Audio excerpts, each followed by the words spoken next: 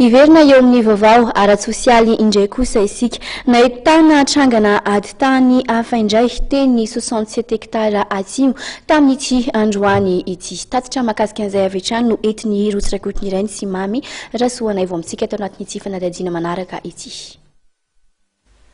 Nazera ary nosakanana tsy hivarotra amin'ny toerana fanaovan'izy ireo ny fivarotany ireo mpivarotra kostar etsy amin'ny 17 hektara atsimo. Raha ny fanazavan'ireo mpivarotra dia azy ireo ny tany ary misy olona milaza fa tompon'izany tany izany ka nanala azy ireo ary nandrava ny toeram-pivarotany. Nisy nanjera izy io tamin'ny lahady tokony tamin'ny sasany tamin'ny teo tsisy filazana, tsisy taratasy, tsisy didy, tsisy misy fa dia angavana tampoka amin'ny fotoana tsy mahateonay nararotana zany ary rehefa teo moa fokon'olona zany nanasika teo zay mbola nanasika batisan-jazakely dia niantso anay fokon'olona niantso nitangorona be da be teo tsy nanaky an'io zavatra teo fa dia natonga.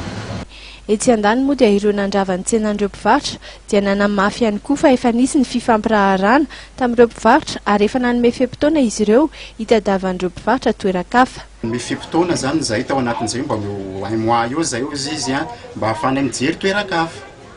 Dia vita moa zay fifampiresahana zay dia zay koa en même temps nanangana an'ilay pilier tao zany satria efa voroka daholo le hazo.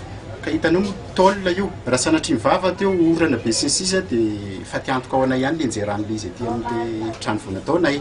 Dia izay zany nanatsara an'ilay izy teo amin'izay avec négociation io ngamba hitan'ny fiarahamonina fa zavatra nivarotany zareo zany hatramin'izay fa tsisy ady tsisy korotana donc nisy fifampiresahana tao.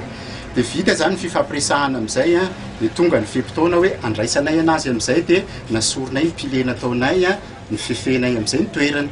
Kanjo moa zany tonga dia nivadravadra be avy any amin'ny zareo namotika ny tomobilinay namono ny madamako tao anaty tomobile nanopa nanao diffamation menace verbale de mort zany hoe tout acte pénal zany nataondry zareo teo daholo taminay omaly zay tsy niteny mihitsy zay na nikely azy.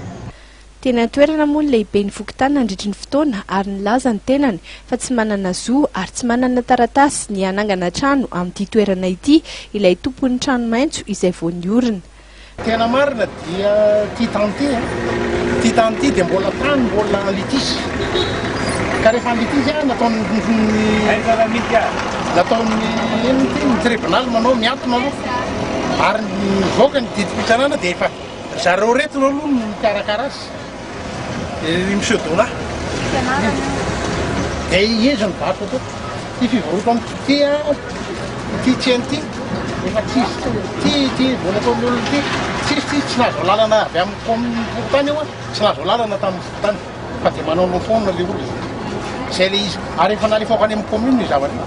No amafisin'ireo mpivarotra trano fa tokony hanara-dalàna sy hanaraka izay didina avoakan'ny fitsarana ny tsirairay fa tsy tokony hampioroorony madinika amin'ny hoe mahafantatra manam-pahefana.